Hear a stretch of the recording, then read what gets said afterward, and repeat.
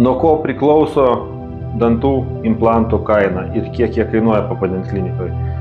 Papadent klinika, kadangi yra tarp top 5% Lietuvos klinikų, kurios suka daugiausiai implantų, gali jums pasiūlyti iki 10 implantų sistemų priklausomai nuo jūsų poreikio ir todėl, kad deda daug implantų, implantacija kartu su protezavimu Papadent klinikoje kainuoja nuo 900 eurų iki 1300 eurų, priklausomai nuo sriegiamų implantų kiekio ir dantų implantų sistemos.